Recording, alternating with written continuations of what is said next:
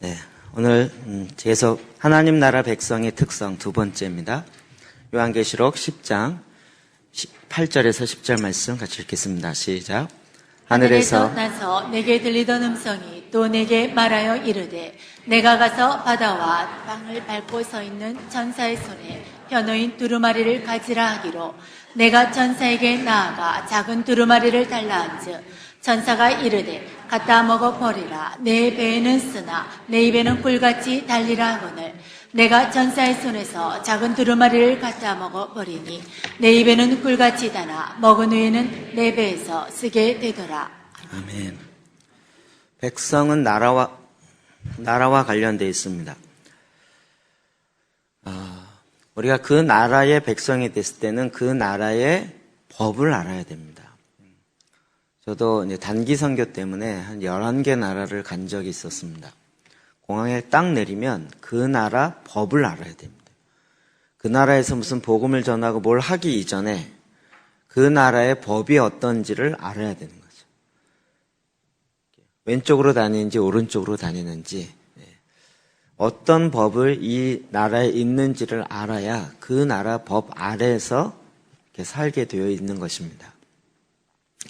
우리가 하나님 나라 백성으로 하나님 나라 안에 있기 때문에 그 나라의 법이 어떠해야 되는지를 우리는 정확하게 알아야 합니다.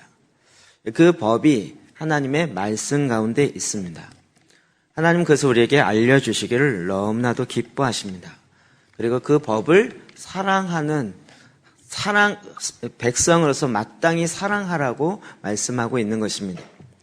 이 법은 우리나라 무슨 율법전서와 같이 딱딱하고 힘든 것이 아니라 우리를 향한 그 법의 따뜻함과 사랑을 우리에게 보여주고 있습니다. 그래서 시편 119편에 하나님 나라의 말씀의 그 법의 위대함을 이야기하면서 24절에는 이렇게 말하고 있습니다. 시작. 주의 증거들은 나의 즐거움이요 나의 충고자니이다. 주님의 증거들, 말씀 가운데 있는 증거들은 나의 즐거움이요. 그리고 나의 충고자입니다. 이 충고자라는 것의 히브리어 원뜻은 나의 가족이 나에게 상담을 해준다라는 뜻을 갖고 있어요. 그냥 변호사가 이렇게 답만 탁탁 알려주는 것이 아니라 나의 가족이 사랑과 관심과 이 모든 애정을 가지고 나에게 필요한 상담을 해주는 그런 의미를 갖고 있어요. 즉 하나님의 말씀이 나에게 형제이고 부모이고 나를 사랑하여서 나에게 상담을 해주는 그냥 이게 법이니까 지켜야 된다 이렇게 우격단집으로 이야기하는 것이 아니라 그 사랑으로 말씀을 해주고 있는 것 이것이 바로 하나님의 말씀인 것입니다. 그래서 하나님의 백성은 하나님의 말씀 안으로 들어가야 합니다. 그 말씀의 법을 인내로 깊이 있게 그 말씀을 깨달아 알아야 하는 것입니다. 성경은 두 가지 의미가 다 있는 거죠. 하나님의 말씀이며 거룩한 책입니다. 그래서 성경, 거룩한 말씀입니다. 근데 거룩한 말씀인 뿐만 아니라 나의 친구와 같은 책입니다. 내 마음이 이곳에 녹여져 있고 하나님의 마음이 있고 이 안에 하나님의 사랑이 있는 것입니다. 그래서 이 가족과 같이 날마다 같이 밥을 먹으면서 서로 이야기를 매일같이 먹듯이 우리가 이 말씀을 먹고 말씀 가운데 같이 이야기를 나누는 이 일들이 밥 먹듯이 매일같이 있어져야 하는 것이죠. 그렇기 때문에 이 성경 말씀을 보는 것, 읽는 것, 여러분 여기서 끝나는 것이 아니라 그 말씀과 친해져야 되는 거죠. 그 말씀과 깊이 있게 가까워서 이제는 모르는 사람과 밥 먹으려면 힘들죠. 그러나 늘 친밀하고 사랑이 있는 사람과 같이 밥을 먹는 것보다 서로 함께 하는 것이 더 좋은 것이죠. 그렇게 하나님의 말씀을 내 친구와 같이, 우리 가족과 같이. 그러니까 읽고 끝나는 것이 아니라 읽은 것을 다시 묵상하고, 묵상은 뭐죠? 하가하고, 반복하고, 했던 이야기지만 또 하고, 또 점검하고, 그리고 그 말씀대로 정말 살고 있는지, 즉, 제자의 삶을 살아가고 있는지를 계속 이야기하고 나누는 거죠. 그래서 결국은 하나님 나라 백성은 그 말씀이 내 삶의 모든 것이 되어 버립니다. 이 말씀은 내 안에, 내 삶 가운데, 내 마음 가운데 들어오기를 원하십니다. 그래서 이 말씀이 내 마음의 문을 두들기고 계십니다. 요한계시록 3장 20절이요. 시작. 밖에 서서 두드리노니 누구든지 내 음성을 듣고 문을 열면 내가 그에게로 들어가 그와 더불어 먹고 그는 나와 더불어 먹으리라. 아멘. 여러분 주보에 나간 거랑 조금 이 본문 하나 다르게 나왔습니다. 이 말씀 나올 때마다 저는 충격인 말씀, 이 말씀이요. 이거 사역리에 나와 있었기 때문에 믿지 않는 자의 마음의 문을 두들기면서 너 나를 영접해라. 늘 이런 줄 알고 이 말씀을 외웠었습니다. 그런데 말씀의 전후 문맥을 보니까 이게 지금 누구의 문을 두들기고 있어요? 교회요. 라오디게아 교회요. 교회 그러면 누구라고요? 나라고요. 그냥 믿지 않는 자의 마음을 두들기고 계신 것이 아니라 지금 내 마음의 문을 말씀이 두들기고 계신 거예요. 내가 너 안에 들어가겠다. 너 나만 보고 그냥 가지 말고. 여러분 누가 모르는 사람이 내 집의 문을 두들기고 있어요. 그럼 어떻게 할까요? 요즘은 뭐 다 인터폰이 있고 뭐 이렇게 있어갖고 누구세요? 인터폰으로 또 화면도 나오기도 하고 이래서 묻죠. 근데 모르는 사람 같으면 어떡하죠? 그냥 거기서 얘기하고 뭐 택배 갖고 왔어요. 아, 네 알았어요. 그럼 문 앞에 놔두고 가세요. 이러죠. 근데 만약에 제가 여러분 집에 가서 딱 드는데 누구세요? 아, 제가 이득진 목사인데 네 무슨 일로 오셨어요? 인터폰으로 얘기하죠. 이렇게 되면 제 마음이 굉장히 어려워질 것 같아요. 네. 그렇죠. 아는 사람이면 어떡하죠? 네. 들어오세요. 문을 열고 들어오세요. 그렇죠. 들어올 뿐만 아니라 차도 내놓고 음식도 내놓고 우리나라 사람은 또 먹는 게 중요하기 때문에 같이 밥도 먹고 이러면서 함께 이야기를 나누죠. 왜요? 알기 때문에. 그가 내 집에 들어오고 함께 이야기 나누고 밥을 같이 먹고 가족끼리 같이 밥 먹듯이 말씀이 내 안에 그렇게 들어와야 되는 거예요. 말씀이 내 마음의 문만 두들기는데 거기서 인터폰 대고 아, 이 말씀 뭐죠? 내 마음에 안 드는데 문 안 열을래요. 그럴 수도 있어요. 그런데 그 말씀이 내 안에 들어와서 내 마음의 문을 열고 내 안에 들어오면 그 말씀과 더불어 내가 먹고 또 예수님은 나로 더불어 먹으며 이 땅 가운데 하나님의 뜻을 이루어가는 그 삶을 살아간다고요. 우리가 보통 책을 읽을 때 책을 그냥 문자로만 읽지 말고 책의 저자와 대화하라고 이야기하죠. 전 성경에 아주 저의 마음을 시원케 해주는 사람이 여러 명 있습니다. 여러분 하나님 보고 싶죠? 근데 감히 얘기를 못하죠. 근데 빌립이 뭐라 그러죠? 하나님을 보여주세요 이러잖아요. 그 부분 딱 보면서 이 사람 내 마음을 너무 잘 알아. 나도 그 얘기하고 싶었는데 그게 딱 있는 거예요. 아, 예수님 정말 하나님을 보여주세요. 나도 그런 마음이 있어요. 그랬더니 예수님 뭐라 그러셨어요? 나를 본 자는 하나님을 봤는데 뭘 보여달라 그러냐. 갑자기 극적극적하면서 이게 무슨 뜻이지? 그리고 생각하게 되죠. 제가 정말 통쾌했던 건 모세입니다. 모세. 하나님이 저를 뭐 어쩌고저쩌고 할 때마다 제가 맨날 했던 얘기가 뭐냐면 주님 저는 아니에요. 보낼 만한 자를 보내십시오. 저는 아니에요. 맨날 이랬거든요.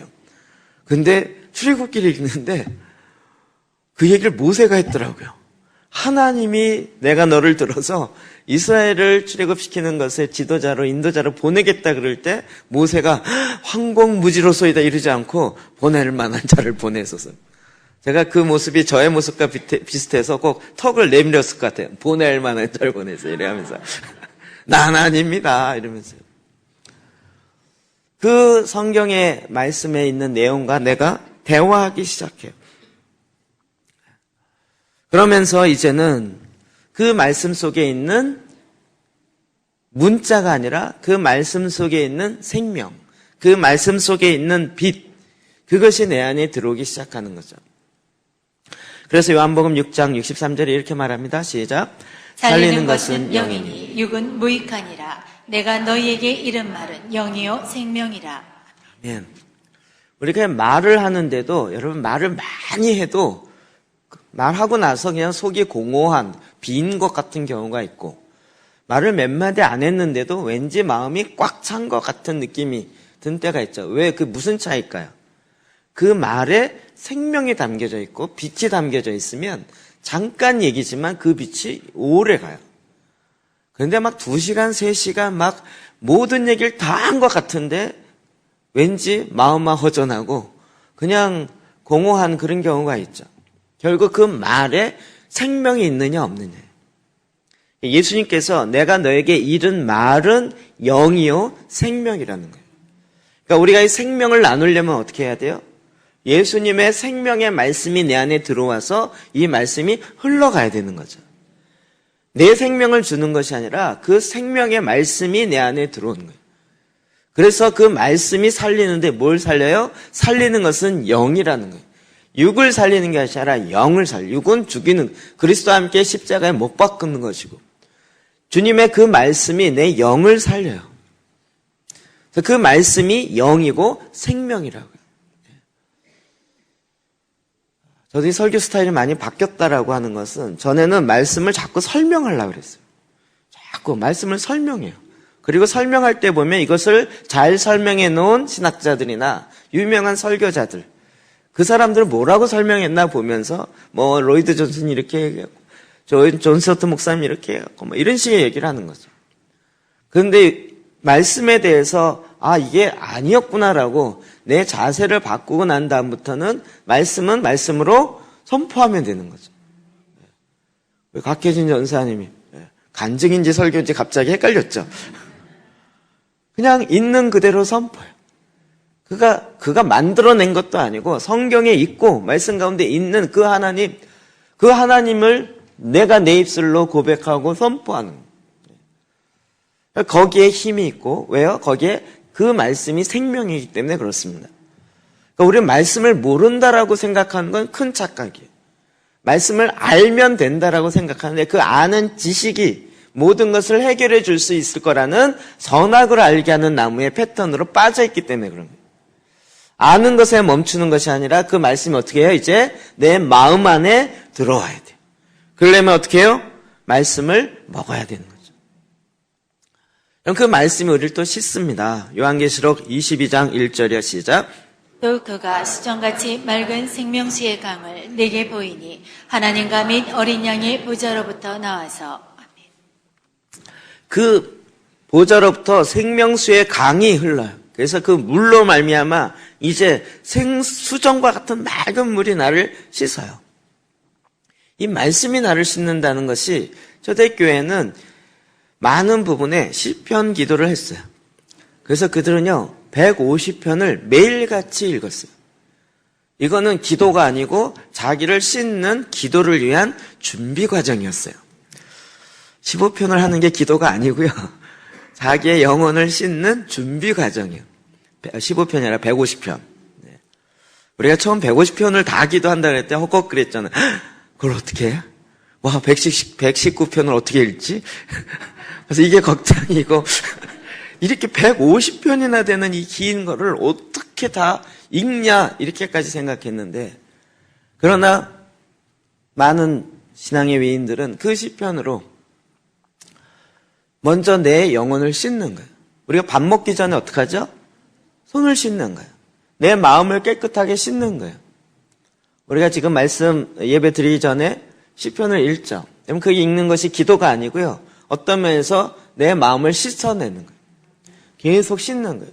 지금 말씀을 먹을 건데 말씀을 먹기 전에 내 마음을 씻습니다. 내 영혼을 깨끗하게 씻겨내립니다 하는 거예요. 우리가 기도 재단할 때도 앞에 시편의 말씀들이 좀 놓여 있습니다. 그렇게 내 마음을 깨끗하게 정결케 씻습니다. 그게 말씀입니다. 시편 119편 105절이요. 시작. 주의 말씀은 내 발의 등이요 내 길의 빛이니이다. 아멘. 주님의 말씀이 내 발의 등이고 내 길의 빛입니다. 내 발의 등이라는 것은 전에 많이 설명드렸죠. 내 발의 등. 옛날 양반이나 높으신 분이 지나갈 때 앞에 호롱불을 들고 가면서 발 앞을 이렇게 비추며 가는 그와 같은 빛의 역할을 하는 내 발의 등이고, 그 다음에 내 길에, 지금 내가 가는 긴 길에 저 끝에 목표점, 그게 바로 말씀이라는 거예요. 빛이 되어서.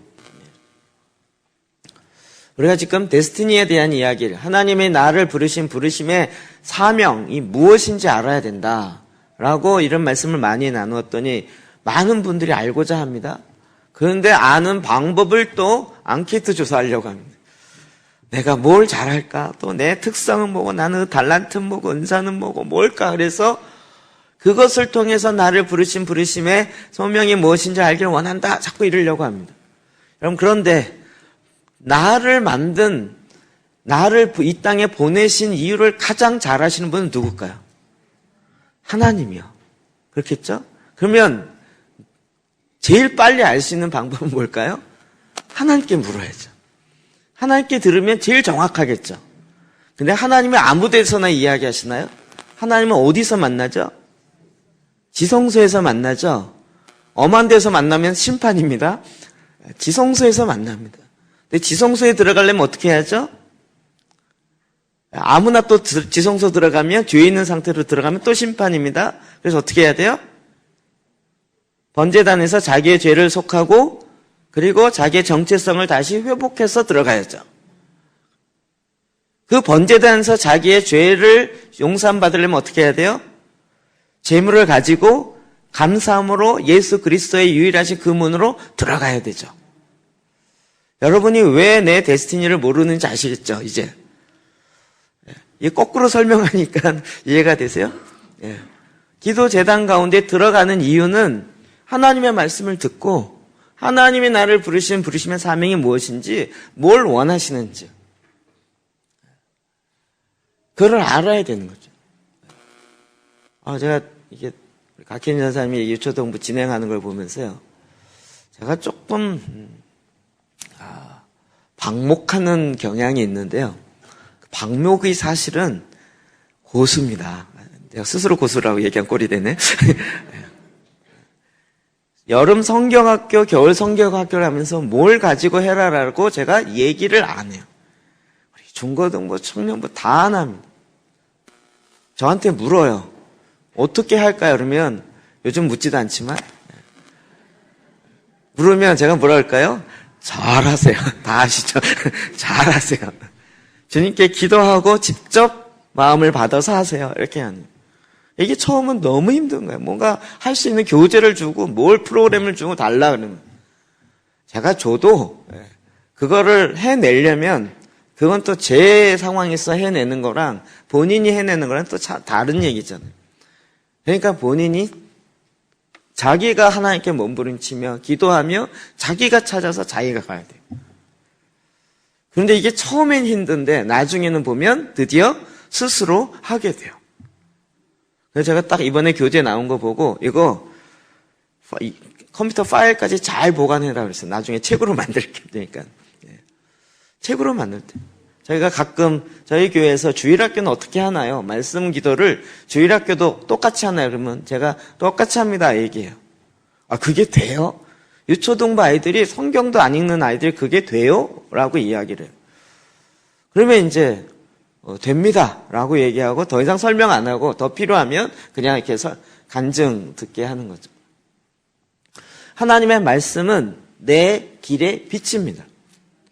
내가 어디로 가야 할지를 말씀이 인도하는 것이지, 처음에는 어렸을 때는 몽학 선생님이 인도합니다. 어렸을 땐 구구단을 모르니까 구구단을 외우게 해주는 차원, 그 정도 수준이 몽학 선생입니다. 그러나 몽학 선생님이 끝까지 인도해 주는 게 아니고 결국 그런 기본적인 걸 알고 난 다음에는 말씀에 내가 인도함 받으며 그 말씀의 빛이 나에게 비추는 대로 순종하며 가야 되는 거죠. 여러분, 우리 모두가, 하나님의 백성은 이것을 다 감당해야 합니다. 그래서 구약의 예레미야 15장 16절에 시작. 만군의 하나님 여호와시여, 나는 주의 이름으로 일컬음을 받는 자라. 내가 주의 말씀을 얻어먹었사오니 주의 말씀은 내게 기쁨과 내 마음의 즐거움이오나. 아멘. 저는 기독교 대학 때 기독교 교육학을 전공했다고 이야기했어요. 그러니까 주일학교를 어떻게 해야 되는지가 가장 우리에게 숙제였어요. 저희 학과에서 나오는 학회지가 있었는데 이름이 쉐마였어요. 그러니까 모든 기독교 교육의 목표는 이스라엘의 쉐마 교육의 이게 모델이다라고 말은 하지만 그게 뭔지는 들어보질 못했어요. 그리고 이제 교직 과목을 20학점 이상 이수해야 되니까 그거 10분리 낮게 하고, 그리고 주일학교 교육에 대해서 뭐 이것저것 많이 보는 거죠. 저도 막연하게 쉐마 교육이 굉장히 중요하다라고 대학 때부터 조금 들어서 그런가 보다. 그런데 쉐마 교육을 어떻게 하는지를 이야기해 주는 경우가 하나도 없었어요. 막연하게 생각했다가, 그래서 이제 저희 과 선배 목사님이 쉐마 학당이라는 걸 개발하셔서 과천의 어느 교회에서 열심히 하셔갖고 한국에 지금 대박 나갖고 막 세미나가 목사님들이 막 몇백 명씩 모여요. 저기도 이제 그걸 좀 배워볼까라고 하다가 나중에 말씀을 계속 보니까 쉐마가 뭐죠? 들으라 이스라엘아, 우리 하나님 여호와는 오직 유일한 하나님이시니 너는 마음을 다하고 뜻을 다하고 힘을 다하여 주 너희 하나님을 사랑하라. 이것을 너희 자녀에게 부지런히 가르치며 마음에 새기며. 이 쉐마 교육을 어떻게 하는지가 성경에 그대로 나와 있어요. 마음에 새기라고요. 부지런히 가르쳐주라고요. 제가 이거를 알고 나서 마음에 새기려면 어떻게 해야 돼요? 머리에 새기는 게 아니라 마음에 새겨야 돼요. 그러려면 하가해야 돼요. 계속 읊조리고 반복하면서 마음판에 탁 새겨야 돼요. 그러면 그 말씀이 아이를 떠나지 않아요. 그래서 그 말씀이 그를 빛으로 등불이 되어서 인도해 준다는 거죠. 그렇게 어렸을 12살 미만 때 말씀을 외우게 하고, 그때까지 뭐 이해가 아니고요, 말씀을 외우게 하는 거예요. 애들은 그거를 외우는 걸 어려워하지 않아요. 이 세상에 제일 언어 배우기 힘든 언어가 한국어입니다. 영어보다 한국어가 훨씬 어렵다고 이야기하죠. 근데 이걸 애들이 학교도 안 다니고 배워요. 우리나라 아이들은 대단한 아이들이야. 학교도 안 다니고 학원도 안 다니면서 한국어를 배워요. 이 많은 영래와 이런 것들을 배워가면서요, 그 아이들이 어렸을 때 하나님의 말씀을 마음에 새기는 거예요. 그렇게 마음에 새기면 제가 거기서 이게 무슨 방법론으로 배워야 할 것이 아니라 정말 말씀에 있는 대로 그 말씀을 얻어 먹고 그 말씀이 내 안에 들어가야 되는 거죠. 제가 여기서 우리가 그렇게 방법론을 찾았는데 여태까지 방법론이 틀렸구나라는 걸 알았어요. 여태까지 말씀을 어떻게 했어요? 공부했어요. 공부를 하면 뭘로 해요? 머리로 하는 거죠. 그러니까 말씀을 계속 읽은 거예요. 그리고 머리로 생각하고 이해가 안 되면 머리 치면서 내 머리가 나빠. 뭐 내 가방끈이 짧아서 그런 것 같아. 나 왜 이렇게 이해가 안 되지? 뭐 이런 식이었던 거죠.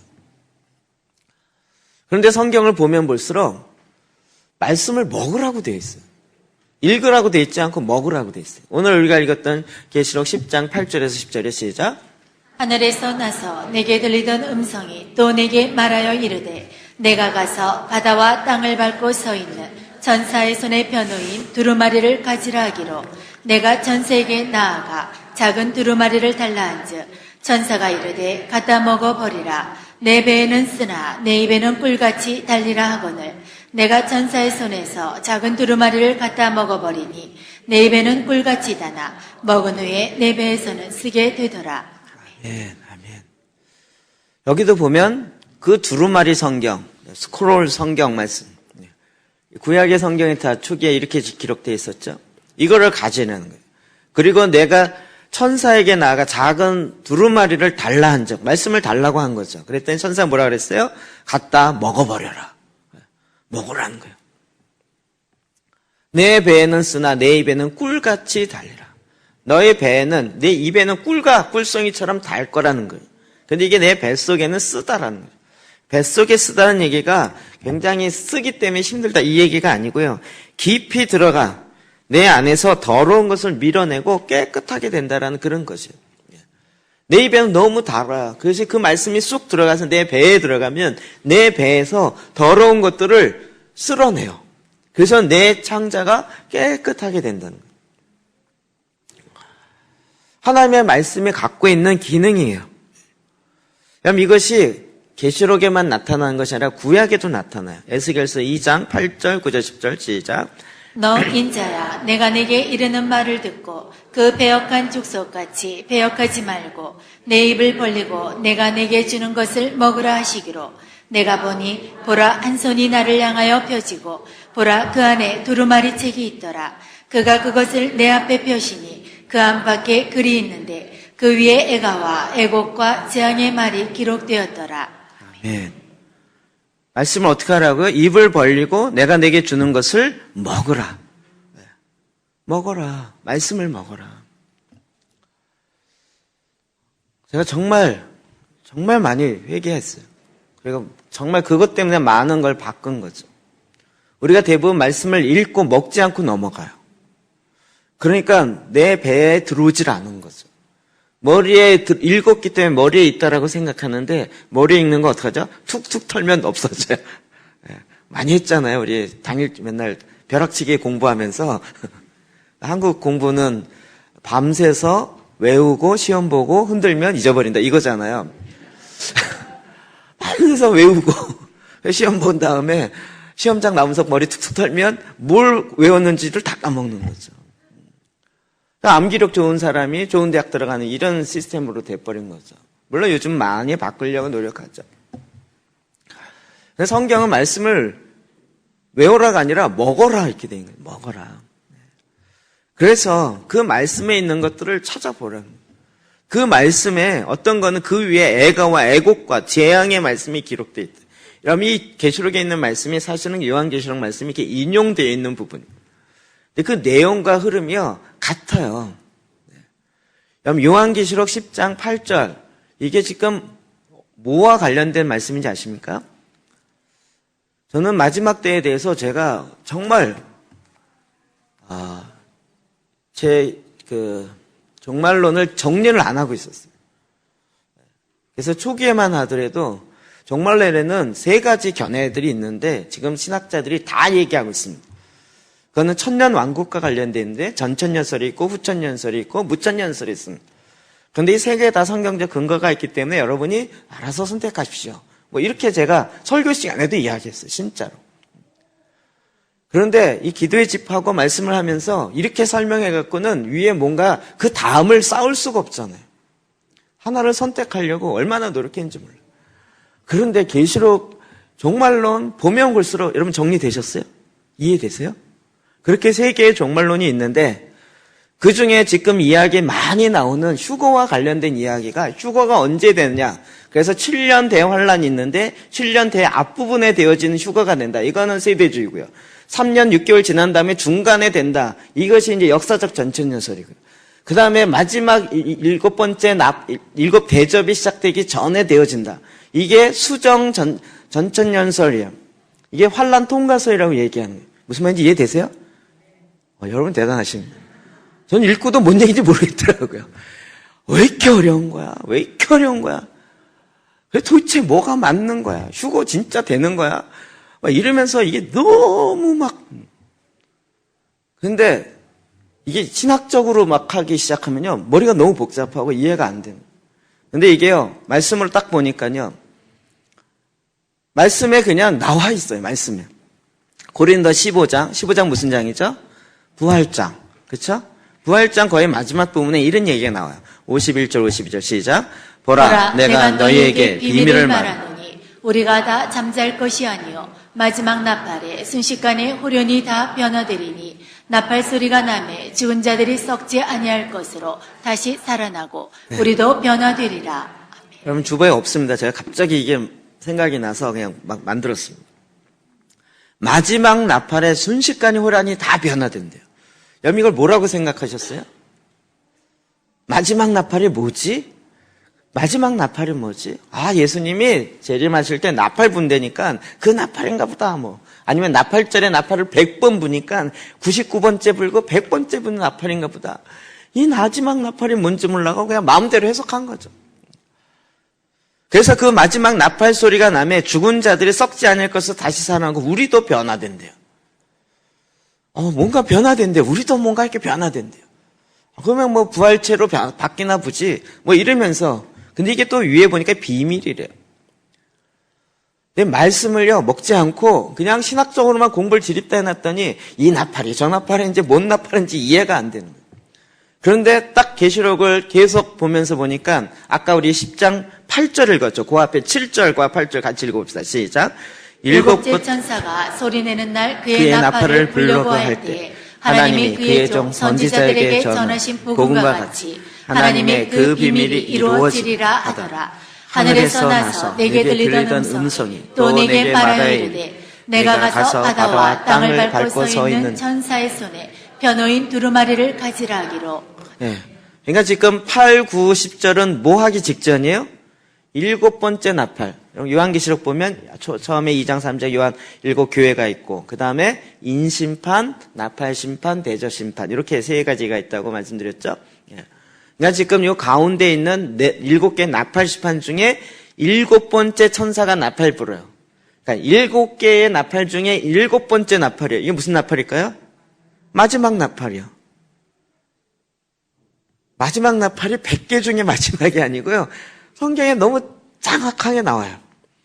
그 마지막 나팔을 불 때에 선지자들에게 전하신 복음과 같이 하나님의 그 비밀이 이루어진대요. 선지자들에게 이런 비밀, 이런 마지막 나팔이면 이런 일이 있을 것이라고 이게 비밀인데 이걸 막 얘기를 해놨어요. 그 비밀이 뭐지? 히브리어로 쏘던데 이 비밀이 뭐지? 그러니까 또 비밀에 대해서 막 그러는데요. 그 위에 보십시오. 보라 내가 너에게 비밀을 말하노라. 비밀을 말한다고 얘기하고 있잖아요. 그 비밀이 뭐예요? 마지막 나팔이 부러질 때 순식간에 호련이 다 변한대요. 그리고 그 나팔 소리가 나면 죽은 자들이 썩지 아니할 것으로 살아나고 우리도 변한대요. 우리가 언제 바뀌어요? 마지막 나팔이요. 나팔 불 때 나의 이름, 나팔 불 때 찬송가도 많이 하고 뭐 마지막 나팔 얘기 많이 했는데 그 나팔이 뭔지를 몰랐어요. 근데 결국 무엇입니까? 7번째 나팔이 부러질 때에, 그러니까 이 앞에 6개의 인심판과 그 7번째 인심판 안에 7개의 나팔이 있다고 그랬죠. 그래서 이 7번째 인이 풀어지면서 나팔이 이제 부러지는데 그 6개의 나팔과 7번째 나팔, 그러니까 거의 마지막이죠. 이 7번째 나팔이 부러지면서 7개의 금이 아니라 대접 심판이 되는 거죠. 그러니까 우리는 언제 바뀌어요? 요 7개의 대접 심판이 있기 바로 직전에 호련이 변화돼서 죽은 자들이 썩지 않을 것을 다시 살아나고 우리도 변한대요. 이게 뭘까요? 휴거된다는 얘기잖아요. 그렇죠? 그러니까 우리는 언제 바뀌어요? 마지막 나팔이요. 7년 대환란으로 얘기하면 처음이에요? 중간이에요? 마지막이에요? 마지막이겠죠. 이걸 신학적으로 얘기하니까 너무 힘든데 말씀 갖고 보니까 그래서 제가 이게 말씀의 근거에서 맞구나. 저는 환란 통과설을 믿는 사람이에요. 신학적으로 얘기하면. 지금 오순절 계통은 다 휴거를 이야기할 때 세대주의적 7년 대환란 전에 휴거된다는 거예요. 그래서 그 전에 빨리 믿음을 갖고 휴거되어야 이 고난을 환란을 겪지 않는다. 이게 뭐 엄청나게 지금도 시한부 종말론도 문제지만 세대주의적 종말론을 갖고 있는 경우도 사실은 문제가 돼요.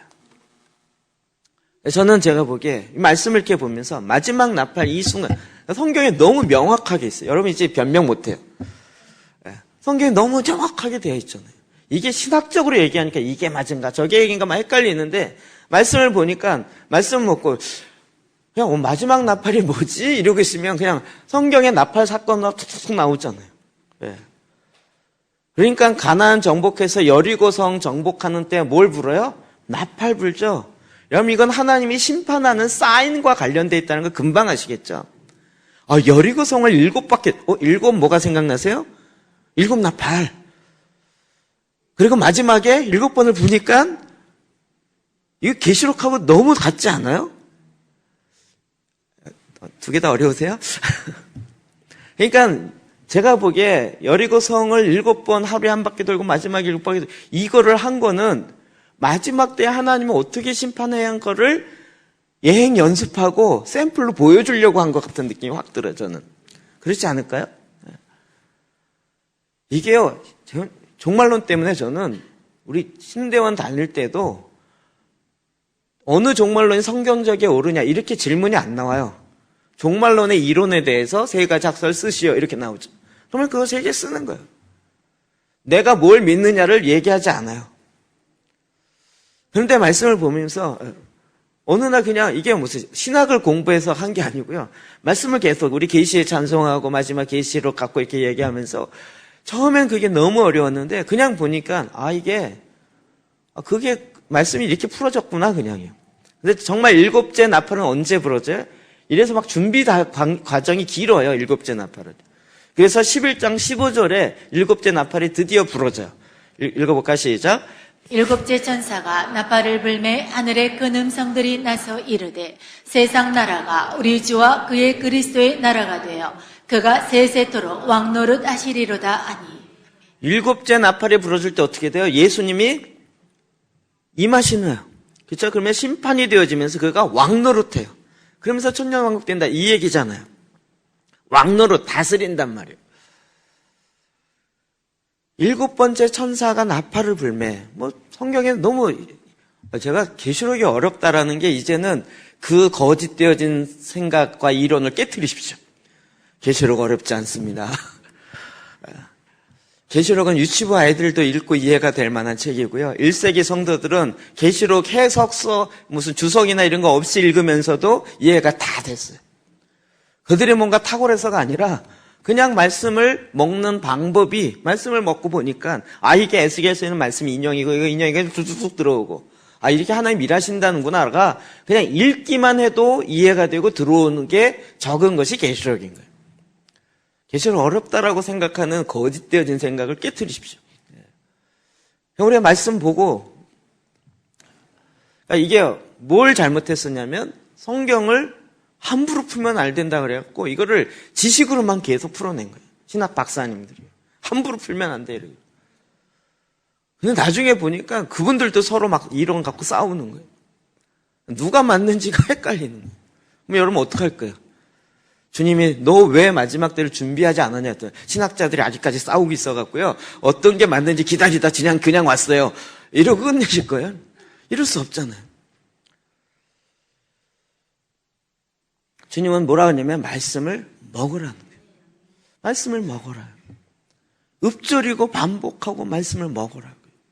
말씀을 많이 알고 있어서 그 말씀이 나에게 지식이 되어 교만을 자랑한 성경 지식이 자랑이 될 수도 있어요. 영적 사치도 있어요. 자기 부에 대한 돈에 대한 사치도 있지만 지식의 사치도 있고요. 영적 사치도 있어요. 그런 것을 아는 것으로 이게 사실은 영지주의자죠. 그노시스라고 얘기하는. 영적인 지식을 알면 그 지식이 나를 구원할 거라고 생각합니다. 그게 사실은 선악을 알게 하는 나무의 패턴이에요. 지식이 구원하는 것이 아니라 예수 그리스도가 구원하시는 것이지 영에 대한 지식을 알므로 내가 구원되는 게 아니라고요. 성경은 누누이 말씀을 먹으라 이렇게 얘기해서 말씀을 먹으라. 에스겔서 3장 1절에 3절에 시작. 또 그가 내게 이르시되 인자야 너는 발견한 것을 먹으라. 너는 이 두루마리를 먹고 가서 이스라엘 족속에게 말하라 하시기로 내가 입을 벌리니 그가 그 두루마리를 내게 먹이시며 내게 이르시되 인자야 내가 내게 주는 이 두루마리를 내 배에 넣으며 내 창자에 채우라 하시기에 내가 먹으니 그것이 내 입에서 달기가 꿀 같더라. 이게 어렵다고 생각하지만 사실은 우리가 집에서 아이들과 같이 밥을 먹습니다. 뭐라 그러죠? 오늘 밥 먹지 말고 오늘 반찬이 뭐가 있는지를 잘 연구해봐. 그리고 반찬이 가짓수를 다 외워. 그리고 이걸 만들기까지 엄마가 얼마나 힘들었는지 1시간 동안 생각해. 이러면 어떻게 돼요? 음식 다 불어터지고 나중에 맛이 없어지겠죠. 음식 딱 차려놓고 뭐라 그래요? 자, 먹자. 그거 설명 필요 없어요. 반찬을 셀 필요도 없어요. 한눈에 보면 아니까. 먹자. 그리고 먹는 거죠. 애가 밥을 안 먹으면 어떻게 해요? 왜 젓가락 갖고 깔짝깔짝 하느냐? 팍팍 퍼서 먹어라. 이렇게 되냐. 먹어라. 그러면 이게 먹지 않고요. 그냥 구경만 하고 간다 그래서 내 뱃속에 들어오는 게 절대 아니라. 먹어야 되는 거예요. 근데 이 먹는 것도 타이밍이 있어요. 이게 음식하고 너무 비슷하더라고요. 딱 차려놨을 때 먹어야지요. 야, 이거 좋다 그래갖고 막 구경하고 이러다가 식어버리면 맛이 없어요. 예. 그리고 막 국수 같은 거 불어버리면 또 그것도 이상해. 음식 자체가 이상해집니다. 근데 막 음식 차려놨는데 빨리 안 먹으면 화나잖아요. 다 음식 식는다고요. 제가 이게 이해되고 나서요.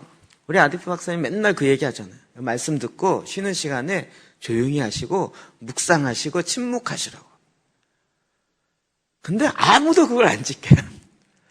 말 쉬는 동안 와 쉬는 시간 드디어 내가 얘기할 시간이다. 따다다다다. 근데 그분이 강의할 때마다 그 얘기를 하세요. 쉬는 시간 10분 동안 말하지 마시고 들은 말씀을 갖고 깊이 묵상하세요. 이게 이제 무슨 의미인지 아시겠죠? 자, 맛있는 음식을 여러분에게 다 차려줬습니다. 이제부터 먹는 시간 10분입니다. 자, 이제 이걸 먹으십시오. 그랬더니 먹을 생각 안 하고 다 자기 얘기하려고 막 바쁜 거예요. 그리고 10분 만에 그동안 들었던 걸 다 쏟아내고 다시 빈 머리가 돼서 빈 마음이 돼갖고 다시 앉아있어요. 그게 뭔지 알겠어요. 이제 아데프 박사님 그 강의 녹취를 계속 시키고 있는데요. 전혀 못 들었던 다른 사람에게 녹취를 좀 하라고 했더니 그 학생이 이제 녹취를 해왔어요. 양이 되게 작아요. 그래서 왜 이렇게 작지? 그랬더니 자기가 쓸데없는 거 뺐대요. 뭘 써요? 그래서 제가 2개를 들어봤어요. 그랬더니 자 조용히 하시고 말씀을 잘 이게 묵상 이건 다 뺐어요. 다 빼고 성경 읽는 것도 다 빼고 그냥 강의한 내용 골자만 이렇게 적었어. 이게 그게 아니고 이거 쉬는 시간에 떠들지 말고 이걸 묵상하여 이 말씀을 묵상 이게 제일 중요한 거야. 그랬더니 그래요? 그게 왜 중요해요? 물은 의미를 모르니까 그걸 다 빼놓고 쳤으니요. 대부분 그분 강의한 거 치면 내용이 어마어마하게 나오는데요. 4장 보통 15장 16장 나오는데 3장 4장으로 끝난 거예요. 제가 그걸 알겠어요. 여러분 이게요. 우리가 말씀대로 못 산다 그러죠. 말씀대로 살려면 행동을 해야 되잖아요. 행동은 어디서 나오죠? 행동하려면 의지에서 나오는 거죠. 의지. 내가 이 행동을 해야겠다. 그럼 의지는 어디서 나온다 그래요? 행하는 힘. 의지력이 좋다. 보통 뭐라 하죠? 배심이 좋다. 이렇게 하잖아요. 배심이 좋다. 내가 의지로 결단하고 그 좀 하려고 좀 결단을 해. 배에 힘을 주고 의지력을 가져. 이게 지금 배와 관련되어 있는 거잖아요.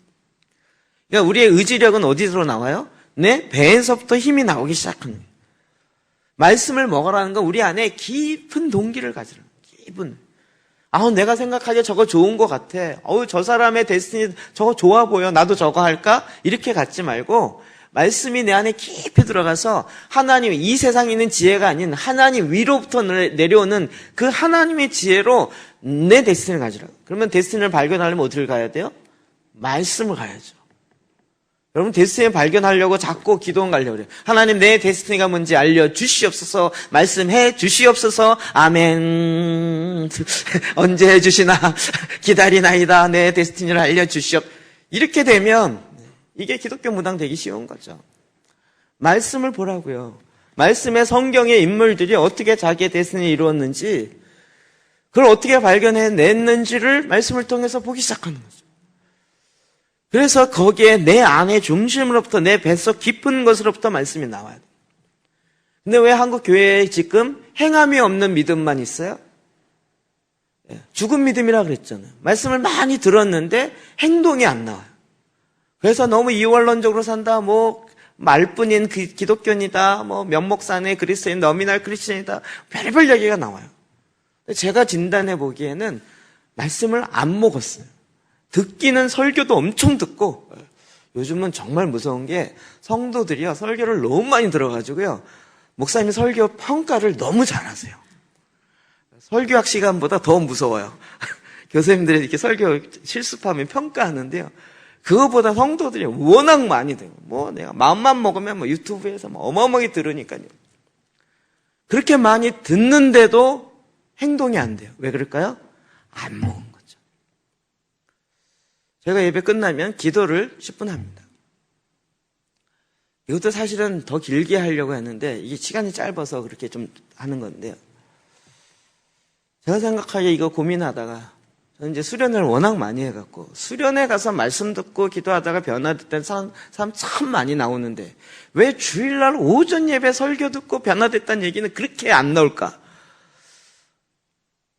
제가 언제는 그때 수련회 때 정말 금요일날 마지막 불타는 금요일날 뜨거운 말씀을 갖고 주일날 아침에 전했어요. 그거 똑같이. 근데 그때는 막 뒤집어지고 난리가 났는데 주일날 아침은 뒤집어지면 안 되나 봐요. 주일날 아침은 말씀으로 인해서 뭐 되면 이게 왜 그럴까? 그러다 제가 깨달은 게 있어요. 아, 그렇구나. 뭐가 다르냐? 말씀 똑같은 말씀을 전했는데 수련회 때는 끝나고 나면 막 금요일 날이니까 그 뒷시간에 막 1시간이고 2시간이고 좋고 계속 기도하는데 주일 오전에는 끝나고 기도가 길어지면 안 돼요. 왜요? 밥 먹어야 되니까. 왜요? 또 빨리 가야 되니까. 그러니까 지금 주일 오전이 대부분 다 밥을 잔뜩 차려놓고 와 되게 맛있겠다. 이거 정말 맛있겠는데 그리고 그냥 가요. 거의 이런 모습이 아닐까라는 생각이 듭니다. 그래서 주일날 예배 끝나고도 저희가 10분씩 기도를 하는 시간을 넣은 거예요. 사실은 설교의 반 정도는 해야 돼요. 기도를. 1시간 설교했으면 30분 정도는 그래야 되지 않을까요? 답하기 두려우시죠? 그게 기도 시간이 무엇이에요? 먹는 시간이에요. 나 집에 가서 듣고 하리라. 천만에요. 집에 가서 저 문만 나가면 새들이 와서 말씀을 다 씨앗을 다 뺏어간다니까요. 저 문만 나서면 먹어야 되는. 그러니까 이 자리에서 먹어야 된다. 시편 40편 8절이요. 시작. 나의 하나님이여 내가 주의 뜻 행하기를 즐기오니 주의 법이 나의 심중에 있나이다 하였나이다. 아멘. 주의 법이 나의 심중에 있다. 이 심중이라는 단어가 내 배에 있다는 배. 히브리어의 같은 의미예요. 하나님의 말씀이 어디 있어요? 내 뱃속에 있다는 거예요. 깊이 있게 내 뱃속에 있다. 여러분 아이들이요 어렸을 때 말씀으로 들어가서 이렇게 환상과 자녀들은 환상 이렇게 되면요 이게 그들의 마음의 심중에 이게 그 그림이 평생 안 지워져요. 새겨져요. 그렇지 않겠어요? 저희가 기도하다가 정말 불이 보여지고 이런 개꿈과 환상의 차이는 잊혀지는가 안 잊혀지는가의 차이예요. 쉽게 분별하는 쉬운 방법. 자기가 꿈을 꿨는데 이게 정말 계시적인 꿈인지 개꿈인지를 판단하는 방법은 2, 3일 지났는데 이 꿈이 기억이 명확한지 안 한지를 보면 금방 알아요. 개꿈은 정말 그 꾸고 난 다음에 대단한 것 같았는데 2, 3일 지나면 기억이 안 나요. 아무리 뭐 주님이 오시는 꿈을 꿨다 할지라도 2, 3일 지난 다음에 흐릿해지고 이러면 거의 개꿈에 가까워요. 그런데 하나님이 주시는 꿈으로 인되실 그런 것은요 평생 잊혀지지 않아요. 마음에 딱 새겨져요. 어렸을 때 아이들이 그 말씀이 자기 배에 딱 들어오기 시작했어요. 그러면요 그게 그냥 새겨지는 거죠. 그의 성품이 돼버리고 그 평생에 그 말씀이 딱 자리 잡은 거예요. 그러니까 그 아이는 그 말씀 위에 자기 성격이 이루어지는 거예요. 그렇겠죠. 자기 성격 다 이루어지고 난 다음에 그 위에다가 말씀대로 살아라 그러니까 자기 성격대로 말씀을 막 마음대로 잘라버리는 거죠. 골로새서 3장 16, 17절이야. 시작. 그리스도의 말씀이 너희 속에 풍성히 거하여 모든 지혜로 피차 가르치며 권면하고 시와 찬송과 신령한 노래를 부르며 감사하는 마음으로 하나님을 찬양하고 또 무엇을 하든지 말에나 일에나 다 주 예수의 이름으로 하고 그를 힘입어 하나님 아버지께 감사하라. 아멘. 그리스도의 말씀이 너희 속에 풍성히 거하여서 피차 가르친 권면 시 찬송 신령한 노래 이렇게 나와요. 그렇죠? 신령한 노래 뭐 예언 찬양도 되고 방언 찬양도 되고 다양하게 나올 수 있는데 여러분 그것이 영적 예배다가 아니고요. 그리스도의 말씀이 우리 안에 풍성히 거한 내 뱃속에 풍성히 거한 그 뱃속에서 소화되었던 그 말씀이 머리로 지혜로 나오기 시작해요. 말씀이 내 머리로 담겨져서 머리에 나오는 지식의 이야기를 하는 것이 아니라 말씀이 풍성히 거하여서 그 거하였던 말씀이 드디어 내 머리로 나타나는 거예요. 그래서 그 말씀으로 말미암은 지혜, 권면, 시, 찬송 이게 나오기 시작합니다. 그리스도인의 하나님 나라 백성은 이렇게 살라. 제가 오늘 간증 다른 분 하려고 했다가 왜 지금 주일학교 시켰냐면요. 어젯밤에 여기서 이틀을 자니까 아이들이요. 애들이 환상을 보고 막 불에 대해 설교했더니 불이 임하는 걸 막 봤어요. 누가 놀랬을까요? 전우사님이 놀랐어요. 지나갔는데 목사님 왜 부르는 거예요? 그렇게 부르는 자기 아닌데 왜 그랬더니 무슨 일 있어? 했더니 애들이요 막 불이 임하는 걸 봤어요. 본인은 못 믿겠다는 버전으로 얘는 이런 얘기했고 쟤는 저런 얘기했고 자기는 모르겠어요.